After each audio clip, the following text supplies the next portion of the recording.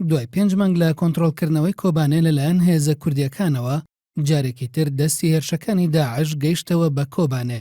هێرشەکەی داعش بە ئەنجامدانی ژمارەیەک تەقینەوە دەستی پێکرد و دواتر هێرشی چەکداری بە دوایدا ئەنجامدرا.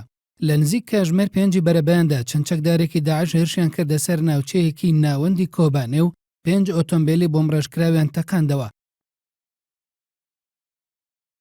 بەوتەی وەزارەتی دەرەوەی تورکیا دوای تەقینەوە کە بەشێک لە بریندارەکان بە مەبەستی چارەسەرکردن گەیەنراونەتە نەخۆشخانەکانی تورکیا.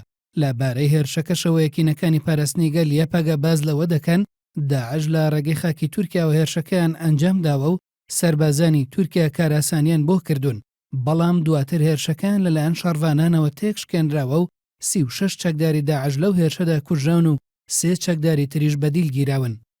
في وقت تسلل فيه إرهابي داعش من تركيا إلى مدينة عين العرب فيما وردت أنباء. هەوکات تەلەڤیزیۆنی ڕسمی سووریاش ڕایگەیاند کە چەکدارانی داعش لە خاکی تورکیاوە چوونەتە کۆبانێ و هێرشەکەیان ئەنجام داوە.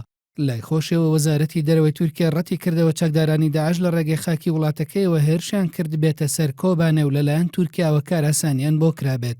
هێرشەکەی داعش بۆ سەر کۆبانێ هاوکاتە لەگەڵ پێشڕەوی شەڕڤانان بۆ کۆنتڕۆڵکردنەوەی ناوچە کوردیەکانی سووریا و بەتایبەت کاتێک هەفتەی ڕابردوو شەڕڤانان شارۆچکەی گرێسپی و دواتریش شارۆچکەی عین عیسایان کۆنتڕۆڵ کرد. بەوەش بەشێکی استراتیژی سنووری داعش بە تورکیاوە دابڕەنرا. لە سەراسی نێودەوڵەتی ژاوکاریەکان بۆ یەپەگە نزیکە لەوەی ئاراستەیەکی فەرمی وەربگرێت. بەتایبەت دوایەوەی کۆشکی سپی باسی لە هاوکاری و پاڵپشی ئاسمانی یەپەگە کرد لە کۆنتڕۆڵکردنەوەی گرێسپی و عین عیسادا.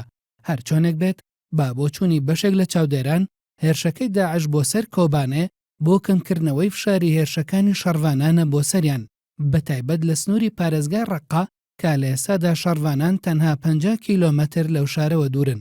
لالایەکی دیکەوە دەوترێت هێرشەکەی داعش بۆ سەر کۆبانێ کردنەوەی بەرەی شەڕی دیکەیە لەگەڵ شەڕڤاناندا، شەڕێک کە پێدەچێت نزیک بوونەوە لە سنووری تورکیا ئامانجە سەرەکیەکەی بێت.